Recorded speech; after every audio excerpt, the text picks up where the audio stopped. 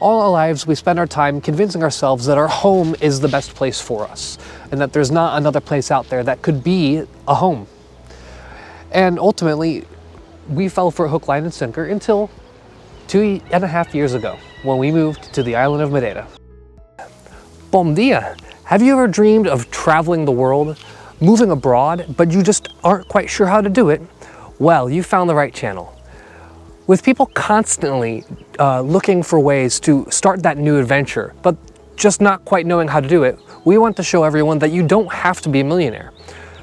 So come along, let's go. It'll be fun.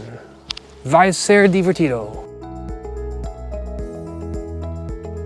Today, we are walking Gorete do Lorano. It's a 10-kilometer hike that goes from Mexico to Porto de Cruz.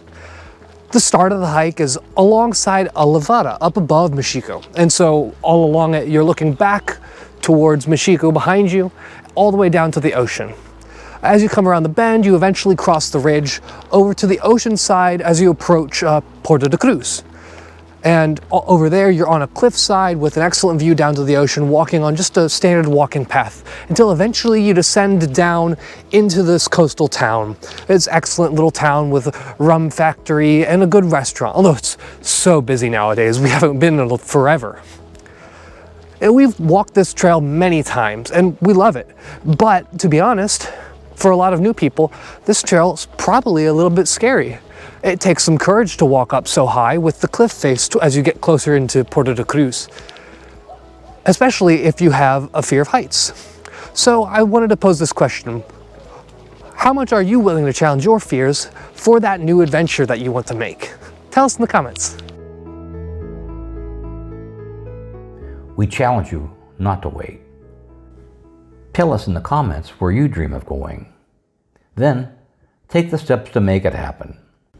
Our new It'll Be Fun Moving Abroad program is now open to purchase at www.it'llbefunretirement.com.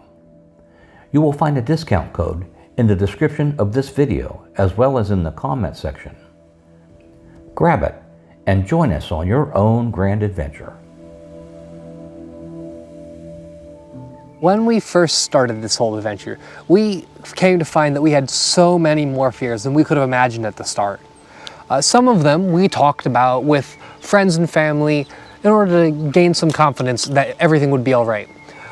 Others, we kept silent because, to be honest, we were just hoping that when we took our leap, we would land on our feet and everything would be fine. We had to trust in ourselves that we were truly deserving of this whole adventure, that we didn't need to be any more than we were. We didn't need to be rich, we didn't need to be famous, and everything would work out, even in spite of those things that we were lacking. So while we talk about our fears, hopefully you can connect with some of them and gain some of that confidence, some of that courage that you need to take your own journeys. We were worried that the housing was going to be just terribly different. We thought it was going to potentially cut into our quality of life. Coming from Illinois, we were used to the things that we had in Illinois. Everyone's used to what they know. The houses here are a lot more comfortable than we actually were expecting. It's what we are accustomed to, really. They're well built and comfortable to live in. They all have water heaters and electricity. The temperatures tend to range between 60 and 80 degrees, so really the fact that most places don't come with a heating and an air system isn't that bad. And we now live in a place where we have our own aircon and heating, so it's just like it's back home again. And of course, we cannot get over the fact that they have no mosquitoes here. I mean, they do, but they barely come in. I mean, without a screen on our door, without a screen on our window, we still see less mosquitoes in our house than we did in Illinois with the screens up. We thought that making friends was going to be a terribly difficult thing. After all, we knew we were leaving the States, we knew we were leaving home, and we were leaving all of our friends behind. We didn't know anyone where we were going. All of our plans involved moving to Europe one way or another. And we just weren't quite sure how it was going to work out. Who are we going to meet? Who are we going to know? Who are we going to spend our times with? And the locals, at least here, aren't standoffish. So we find that just running into a cafe in the morning, catching people as they're off to go to work, or they're coming back in the evenings, or it's just older people who are spending their day relaxing and having a cup of coffee. People are friendly and they love to hear stories and they love to share their own. So long as you allow yourself to get out there and just talk to people, you'll absolutely make friends anywhere. Another thing, as stupid as this sounds, was we knew that of course this is not an issue, it never could be an issue, but we were terrified all the same. What were we gonna do about drinking water? Was the water drinkable? And in our case, we were going to a first world country, we were going to Portugal. We knew the water was absolutely fine. There was no way there could be an issue. And ultimately, yeah, maybe there's some differences, like the US has different regulations on the fluoride amount in the water, and so it might taste different because there's just different regulations on that. But that's not a big deal. Now, maybe you find yourself going to a place where the water is a question, but you're still fine at the end of the day. My dad likes drinking bottled water to begin with, so even though we have perfectly drinkable water here, he drinks from bottled water all the time. And if you are going to a place where you can't drink just the tap water, bottled water will be available, and it will be drinkable, and it will be just like you remember. My parents worried about how we were going to get a visa to come to a European country. After all, we were just regular folk. We didn't have all that money to buy a golden visa, and visas are hard to get, right? So we sat down on our screened-in porch and we worked it out. We ran through each country we were interested in, got a full list of all the visas, which ones were even applicable for us, and then worked on figuring out just how hard getting a visa would be for us, for each country on our list. And ultimately, things worked out for my parents as they were able to come on D7s or retirement visas. But even still, for me, there was a lot of fear because I had to come on this reunification visa. And at the time, coming to Portugal, reunification visas required that your parents were already settled with their residence card before you could actually apply. This made things odd for me because I had to come here on a travel visa and just sit around and then suddenly throw everything in the bucket and get my reunification visa settled as fast as possible because I was already in the country and I only had a 3-month travel visa, so things were weird. Ultimately, everything worked out and the visas were fine.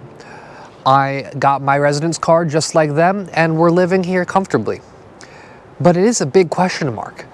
How are you going to get those visas settled? And the thing is, some places are easier than others. Like some places you have to have a property that you own or are renting on in the place that you're going to be moving to before you're allowed to apply for the visa. In others, you can just show up in the country and get the visa after you've already arrived, and that's the expected outcome, and you can just throw things caution to the wind and get the visa just as you go. But we found that working through everything is always doable. There is some visa out there that is perfect fit for you, and it will happen. Now, I had a few worries of my own, to be honest. I was worried about being able to see my friends back in the States, how I was going to go about that. But you know, to be honest, I knew it was going to be fine. Nowadays, with WhatsApp, Discord, just phone lines in general, there are so many ways to keep in touch with people that you can do any type of call or any type of communication you could possibly want at any point in time. So it's perfectly fine. And on top of that, me living over here, heck, maybe now I have an excuse to invite people over. Alongside that, I was actually more worried, what was I going to do about internet?